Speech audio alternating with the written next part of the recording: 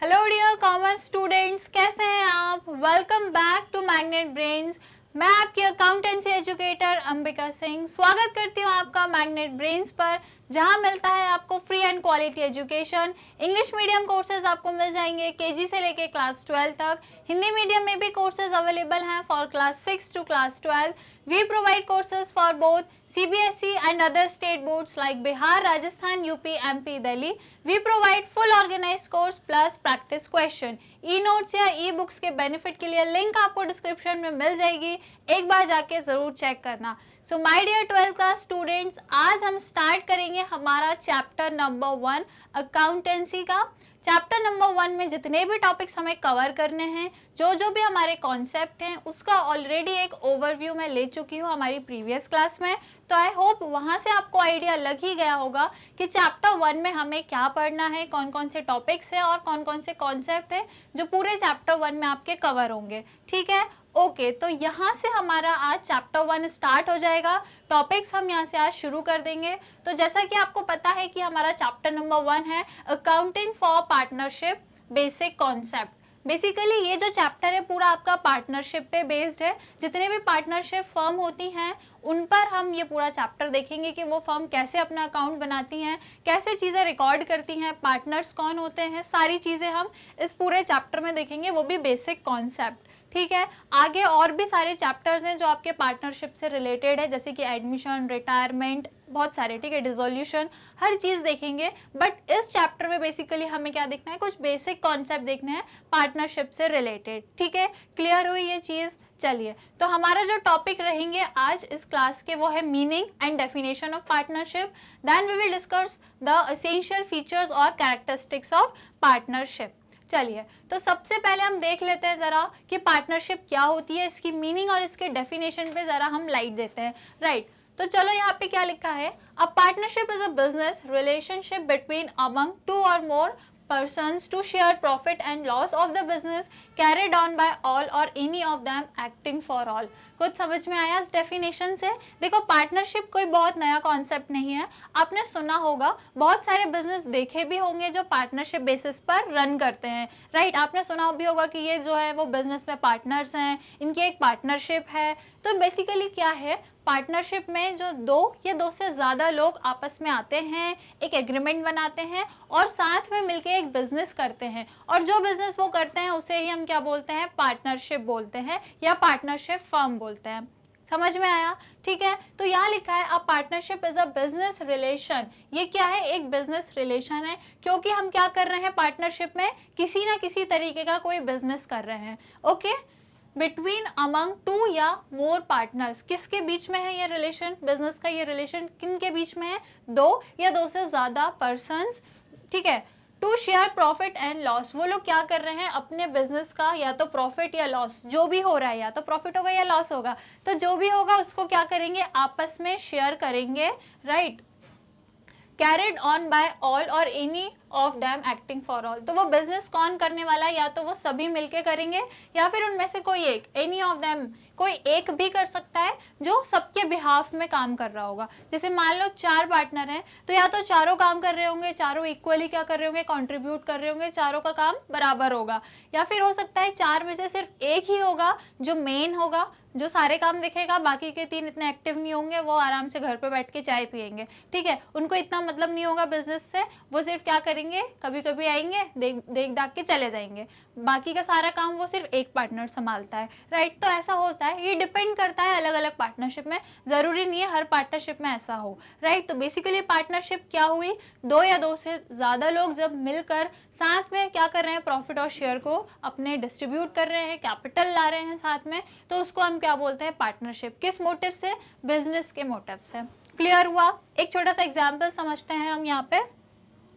Suppose करिए ए, B and सी, ये 3 कौन हो गए, पार्टनर। मान लो ए, बी एंड सी।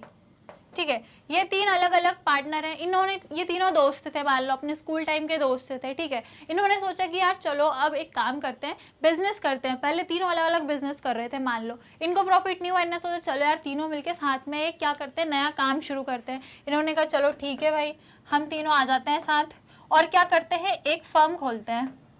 क्या करते हैं, एक फर्म। फर्म मतलब पार्टनरशिप फर्म, पार्टनरशिप का बिजनेस, उसके हमको फर्म बोलते हैं, राइट।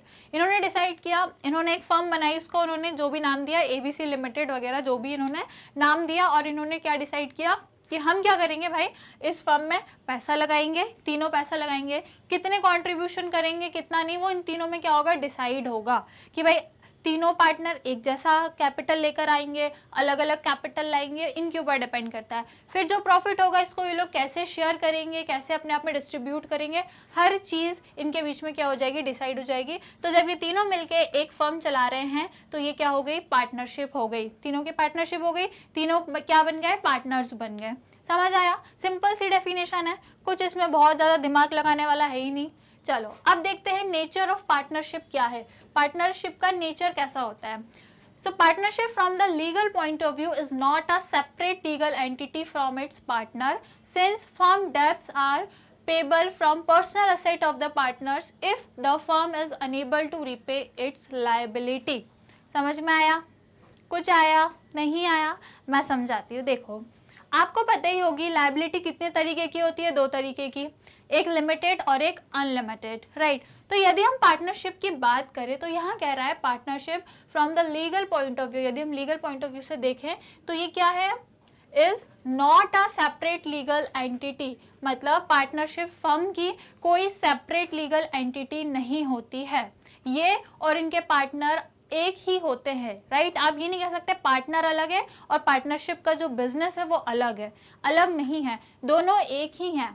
समझ रहे हो, आपने कंपनीज के केसेस में सुना होगा कि कंपनीज की क्या होती है, सेपरेट लीगल एंटिटी होती है, मतलब कि यदि ये आपकी कंपनी है और यदि ये इसका ओनर है, राइट, ये कंपनी है, ये ओनर है, तो ये कंपनी क्या होगी, अलग होगी, इसकी अपनी एंटिटी है, ये एक सेपरेट एंटिटी है, और ये जो भी इसका ओनर है इसकी अपनी अलग एंटिटी है, ठीक है। कंपनी के जितने भी डेब्ट है, जितनी भी लायबिलिटी है, ये कौन पे करेगा, खुद कंपनी ही पे करेगी, ओनर की कोई जवाबदारी नहीं होती, क्योंकि ओनर की क्या होती है, लिमिटेड लायबिलिटी, ये अपने पर्सनल असेट या अपनी पर्सनल प्रॉपर्टी से कंपनी के लोन या कंपनी के डेब्ट या कंपनी की लायबिलिटी को पे नहीं करेगा। समझ रहे हो, कंपनी के केस में पढ़ा होगा, राइट, कि कंपनी की क्या होती है, सेपरेट लीगल एंटिटी होती है, कंपनी के डेब्ट लायबिलिटी हर चीज़ कंपनी खुद पे करती है, ओनर अपने पर्सनल असेट पर्सनल प्रॉपर्टी से कुछ नहीं देता। समझ रहे हो, तो ये क्या हो गई, ये हो गई एक सेपरेट लीगल एंटिटी, कि ये सेपरेट है और ये सेपरेट है, ठीक है। लेकिन हम यहाँ डिस्कस क्या कर रहे हैं, बेसिकली पार्टनरशिप के बारे में। तो पार्टनरशिप क्या है, एक सेपरेट लीगल एंटिटी नहीं है। क्या मतलब हुआ इसका, कि जो भी पार्टनरशिप बिजनेस है ना, और जो भी इसके पार्टनर्स हैं, जितने भी इसके पार्टनर्स हैं, सपोज ये 3 पार्टनर्स हैं, पार्टनर 1 2 3, राइट, ये 3 कौन है, इसके पार्टनर हैं। तो इन केस यदि फ्यूचर में कभी भी कंपनी को कोई लॉस है, या मान लो कंपनी के कोई डेब्ट है, कोई लायबिलिटी है, या कंपनी को कहीं कुछ कंपनी को कुछ पे करना है, अपनी लायबिलिटी देनी, अपनी ऑब्लिगेशन को फुलफिल करना है, ये इसके डेब्ट को पे करना है, और यदि फर्म नहीं दे पा रही है, company in the sense partnership firm, या हम किसकी बात कर रहे हैं, पार्टनरशिप फर्म की, किसकी बात हो रही है यहाँ, पार्टनरशिप फर्म। तो यदि ये जो फर्म है इसके डेब्ट ये पे नहीं कर पा रही है, तो अब किसकी जिम्मेदारी बनेगी भाई, इन पार्टनर्स की जिम्मेदारी बनेगी। अब ये पार्टनर्स क्या करेंगे, कंपनी के डेब्ट को पे करेंगे, कैसे, अपनी पर्सनल प्रॉपर्टी बेचकर भी, अपने पर्सनल असेट्स बेचकर भी। इसी को कहते हैं कि ये इनकी क्या है, सेपरेट लीगल एंटिटी नहीं होती, किसकी, पार्टनरशिप की। समझ में आ गया है ना, कंपनी का केस अलग होता है, पार्टनरशिप का केस अलग होता है। फर्म को यदि अपने डेब्ट पे करने हैं, लायबिलिटी पे करनी है, और यदि फर्म के पास कोई पैसा नहीं है, कैपिटल नहीं बचा, तो पार्टनर्स क्या करेंगे भाई, अपना खुद का घर का पर्सनल जो भी अमाउंट है, जो भी पैसे हैं, जो भी असेट्स हैं, या जो भी प्रॉपर्टीज़ हैं, उनको भी क्या करना होगा, बेच करके इनको कंपनी या फर्म, जो पार्टनरशिप फर्म है, उसके ऑब्लिगेशंस को या उसके डेब्ट को फुलफिल करना होगा। समझ में आ गया, राइट। चलो अब आगे क्या लिखा है यहाँ पे, यही हमने देखा कि इसका क्या है, is not a separate legal entity from its partner since firm डेब्ट, देखो फर्म के जितने भी डेब्ट हैं are payable from personal assets, कौन पे करेगा, personal assets of the partner, partner के पर्सनल असेट्स को बेच करके या जो भी है आपको क्या करना रहेगा, कंपनी या जो फर्म है, फर्म के डेब्ट को पूरा करना होगा। समझ में आ गया? कंपनी इज डिफरेंट केस, यहाँ पे हम सिर्फ पार्टनरशिप फर्म की बात कर रहे हैं। क्लियर हुआ? चलो, if the firm is unable to repay its liability, यदि फर्म अपनी लायबिलिटी को नहीं रीपे कर पाती है तो कौन करेगा? पार्टनर्स करेंगे। समझ आ गया? ठीक है, तो ये हो गया इसका नेचर। चलो अब अगला देखते हैं हम, इसेंशियल फीचर्स और कैरेक्टरिस्टिक्स ऑफ पार्टनरशिप। देखो पार्टनरशिप है, हमने पढ़ ली, बेसिक चीजें देख ली, नेचर देख लिया। अब इसकी कुछ कैरेक्टरिस्टिक्स देख लेते हैं कि पार्टनरशिप की क्या कैरेक्टरिस्टिक्स होती है। सबसे पहली है टू और मोर पर्सन्स। भाई पार्टनरशिप फॉर्म करनी है तो एक अकेला तो बनेगा नहीं यार, है ना, एक अकेला तो पार्टनरशिप कर नहीं सकता, कम से कम मिनिमम आपको 2 लोगों की तो जरूरत पड़ेगी। 2 लोग जब आपस में मिलेंगे तो वो क्या कहलाएंगे? पार्टनर कहलाएंगे। और जब वो कोई बिजनेस करेंगे, प्रॉफिट कमाएंगे तो पार्टनरशिप फर्म बनाएंगे, राइट। सो क्या लिखा है? There must be at least 2 person to form a partnership and all such person must be competent to contract. भाई जो भी पर्सन है, कोई ऐसे वैसे पर्सन नहीं होना चाहिए। जो भी 2 पर्सन हैं जो पार्टनर्स बन रहे हैं, जो पार्टनरशिप फर्म को ओपन कर रहे हैं, उनको क्या होना चाहिए? कॉम्पिटेंट टू कॉन्ट्रैक्ट, मतलब कॉन्ट्रैक्ट करने के काबिल हो वो, है ना। क्योंकि ये क्या है? पार्टनरशिप क्या है? एक तरीके का कॉन्ट्रैक्ट ही है, एक तरीके का एग्रीमेंट है। पार्टनर्स के बीच क्या होता है? कॉन्ट्रैक्ट ही होता है ना, कि भाई देखो इतना पैसा तुम मिलाना, इतना हम मिलाएंगे, ये जो प्रॉफिट होगा इसका इतना हिस्सा हम रखेंगे, इतना तुम रखना। क्या हो रहा है? ये एक कॉन्ट्रैक्ट हो रहा है ना। तो वही पर्सन पार्टनर बन सकता है जो कॉन्ट्रैक्ट करने के लायक है, कॉन्ट्रैक्ट करने के काबिल है। क्लियर हुआ? Okay, according to Indian contract act 1872 every person except the following is competent to contract. अब आप ये भी देख लो, आपने ये तो देख लिया कि कॉन्ट्रैक्ट करने के काबिल होना चाहिए। अब कौन से पर्सन है जो कॉन्ट्रैक्ट करने के काबिल हैं? तो वो जो क्या नहीं है? Person of unsound mind. यदि वो पर्सन अनसाउंड माइंड का है तो वो कॉन्ट्रैक्ट नहीं कर सकता। अनसाउंड माइंड मतलब जिसका माइंड एकदम सही काम नहीं कर रहा हो, राइट। तो पर्सन का माइंड एकदम सही काम कर रहा होगा तो ही वो कॉन्ट्रैक्ट कर पाएगा। और दूसरा लिखा है person disqualified by the law.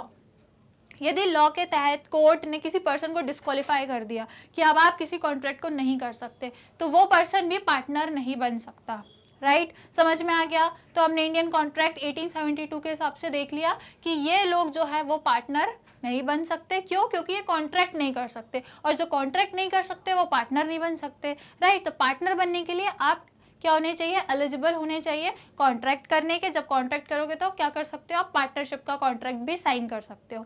Clear हुआ अच्छे से?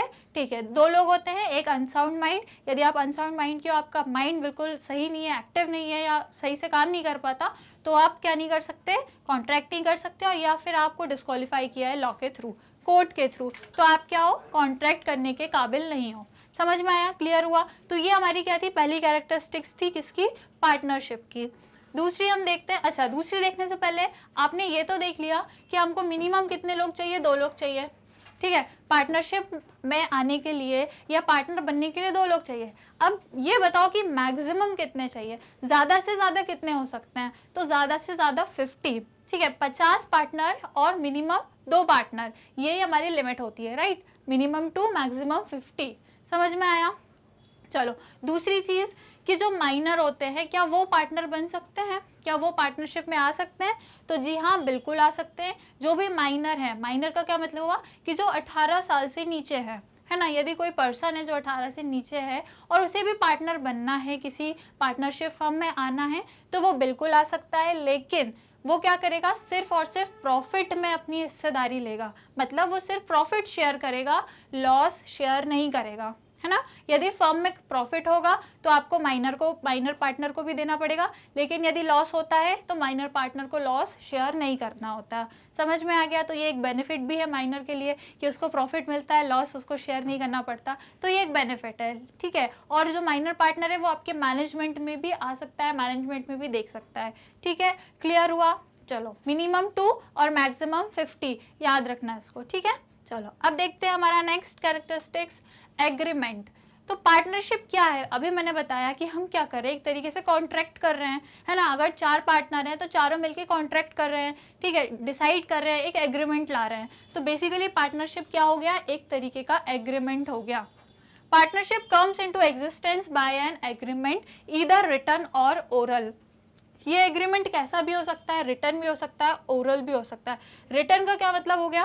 कि आपने हर चीज़ को लिखा, है ना, हर चीज़ साथ में बैठ, जैसे मान लीजिए 3 पार्टनर हैं, तीनों साथ में बैठे, तीनों ने सारी चीज़ें डिसाइड करी और उसको लिख लिया, एक पेज में कहीं पे भी उसको लिख लिया और साइन कर लिया। इसका मतलब क्या हो गया, आपका एक रिटर्न कॉन्ट्रैक्ट हो गया या आपका एक रिटर्न एग्रीमेंट हो गया, राइट। वहीं यदि आप लिख नहीं रहे हो, आप सिर्फ बोल के कर रहे हो, बोल के मतलब आपने सिंपली ऐसे बोल दिया कि यार भाई मैं इतना पैसा मिलाऊंगा या फिर मैं इतना प्रॉफिट लूंगा, ऐसा वैसा हर चीज़ सिर्फ बोल के करिए, इट मीन्स आपने क्या किया, ओरल एग्रीमेंट किया, राइट। तो दोनों साइड से हो सकता है, written as well as oral. अब आप मुझे बताइए कि यदि आप पार्टनर बनेंगे, किसी भी बिजनेस में आपने पार्टनरशिप ली है, तो आप क्या पसंद करेंगे, रिटर्न एग्रीमेंट करना या ओरल करना, बताइए आपके साइड से क्या लग रहा है। तो जो होना चाहिए बेसिकली, या जो कहा जाता है कि बेस्ट है, वो है रिटर्न। क्यों, क्योंकि कल को यदि कुछ गड़बड़ हुई, कोई केस बनता है कुछ, तो आपके पास कोई सबूत नहीं रहेगा यदि आपने हर चीज़ रिटर्न में नहीं साइन करके रखी है, राइट। तो ये कहा जाता है कि it's better to have a written agreement. Okay, चलो। It is the basic of relationship among partners which may be for a particular venture, for a period or at will. The written agreement among the partner is known as partnership deed. तो जो भी आप written agreement sign कर रहे हैं, जो भी आप चीज़ें लिख रहे हैं, जो भी रिटर्न आपने लिखा है, ठीक है, जितने भी एग्रीमेंट लिए हैं उनको आप क्या बोलते हो, पार्टनरशिप डीड, राइट। समझ में आया पार्टनरशिप क्या है। और जब आप उसको पूरा रिटर्न एग्रीमेंट बनाते हो, चारों या तीनों जितने भी पार्टनर हैं जब साथ में मिलके वो पूरा साइन करते हैं, पूरा एग्रीमेंट तैयार करते हैं, उसको हम क्या बोलते हैं, पार्टनरशिप डीड कहते हैं। अब ये क्या होती है पार्टनरशिप डीड, इसको हम फर्दर हमारी क्लासेस में भी डिस्कस करेंगे, ठीक है, सेपरेट टॉपिक है, वहाँ आपको ये अच्छे से समझ में आएगा। चलो, नेक्स्ट हमारा जो फीचर है वो है बिजनेस। तो पार्टनरशिप क्या है, एक तरीके से बिजनेस ही तो है। आप क्यों कर रहे हो पार्टनरशिप, भाई सेवा करने के लिए, सोशल सेवा या सोशल वेलफेयर के लिए तो कर नहीं रहे हो, है ना। आप बिजनेस प्रॉफिट कमाने के लिए आप पार्टनरशिप कर रहे हो। 3 पार्टनर हैं, 2 पार्टनर हैं, साथ में आके बिजनेस करते हैं, तो वो प्रॉफिट कमाने के लिए करते हैं, राइट। तो पार्टनरशिप क्या हो गई, एक तरीके का बिजनेस हो गया। अ partnership is established for a business, भाई बिजनेस करने के लिए, प्रॉफिट कमाने के लिए हम क्या करते हैं, पार्टनरशिप फर्म को कंसर्न करते हैं, ठीक है, समझ आया, ओके। अब देखते हैं हमारा next characteristics, that is profit sharing. The agreement between और among the partner should be to share profit and loss of the business. तो पार्टनरशिप बिजनेस में क्या होता है, सबसे इंपॉर्टेंट चीज़ वहाँ होती है प्रॉफिट की शेयरिंग। ऐसा नहीं है कि 4 पार्टनर काम कर रहे हैं, चारों ने इक्वल अमाउंट कंट्रीब्यूट किया, चारों ने बराबर मेहनत करी और जब प्रॉफिट हुआ तो सिर्फ एक को मिला और एक चला गया, बाकी के बैठे रह गए, ऐसा तो होता नहीं है भाई। 4 यदि पार्टनर है तो चारों में प्रॉफिट क्या होता है, डिस्ट्रीब्यूट होता है। अब वो कितना डिस्ट्रीब्यूट होगा, बराबर होगा या कम ज़्यादा होगा, ये कौन डिसाइड करता है, ये पार्टनर्स आपस में डिसाइड करते हैं। कहाँ पर, पार्टनरशिप डीड में, ठीक है। जो भी एग्रीमेंट होता है, जो भी बातें होती हैं, वो पूरी पार्टनरशिप डीड कहलाती है, अभी हमने देखा, राइट। तो उसमें पार्टनरशिप डीड में एक इम्पॉर्टेंट पॉइंट ये भी लिखा जाता है कि प्रॉफिट की शेयरिंग कैसे होगी, क्या सारे पार्टनर बराबर लेंगे। जैसे मान लीजिए आपके 4 पार्टनर हैं, ठीक है, ए बी एंड सी, चलो 3 पार्टनर्स हैं मान लो, ठीक है, ए बी सी 3 पार्टनर्स हैं। इन्होंने सोचा यार हम प्रॉफिट को बराबर डिस्ट्रीब्यूट करेंगे, तो बराबर कर रहे हैं, इट मीन्स क्या कर रहे हैं, 1:1, मतलब बराबर, मतलब 1:1:1 के रेशो में कर रहे हैं, ठीक है। मतलब तीनों में क्या हो रहा है, बराबर प्रॉफिट डिस्ट्रीब्यूट हो रहा है। और यदि इन्होंने बोला कि नहीं यार बराबर नहीं करना है, हम लोगों को अलग अलग, जैसे कि 5:3:2, समझ आया, मतलब एक कितना लेगा, 5, एक 3 और एक 2, राइट। तो इस तरीके से क्या होता है, प्रॉफिट शेयरिंग का रेशो डिसाइड करते हैं, क्योंकि या तो हम बराबर करेंगे या डिफरेंट डिफरेंट करेंगे, अलग अलग भी कर सकते हैं, ठीक है। तो ये हम क्या करते हैं, पार्टनरशिप में डिसाइड करते हैं कि प्रॉफिट शेयरिंग कैसे होगी। सिमिलरली ज़रूरी नहीं हर बार प्रॉफिट हो, कई बार लॉस भी हो जाता है ना, होते ही है बिजनेस में, कई बार लॉस की सिचुएशन आ जाती है। तो उस सिचुएशन में भी क्या होगा, लॉस सबको बराबर या फिर अपने अपने रेशो में, जो भी रेशो उन्होंने डिसाइड किया होगा उस रेशो में क्या करना होगा, प्रॉफिट या लॉस को भी शेयर करना होगा, ठीक है। प्रॉफिट भी शेयर करेंगे और लॉस भी शेयर करेंगे सारे पार्टनर्स, ठीक है, क्लियर हुआ, ओके।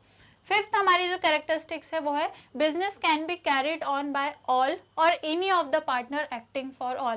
मैंने आपको पहले भी बताया था कि जो बिजनेस है आपका, पार्टनरशिप, या तो वो सभी लोग, मतलब जितने भी आपके पार्टनर्स हैं वो सभी कर रहे होंगे। मान लीजिए 3 पार्टनर हैं तो तीनों मिलके बिजनेस चला रहे होंगे, या फिर ऐसा भी हो सकता है कि 3 में से सिर्फ एक ही बिजनेस चला रहा होगा, बाकी के 2 मस्त आराम से घर पे बैठ के चाय पियेंगे। ठीक है, ज़रूरी नहीं है कि सारे पार्टनर बिजनेस चलाएं, सिर्फ एक भी चला सकता है और सारी भी चला सकते हैं। ठीक है, डिपेंड करता है कि आपकी जो पार्टनरशिप है उसमें आपका किस तरीके से एग्रीमेंट हुआ है।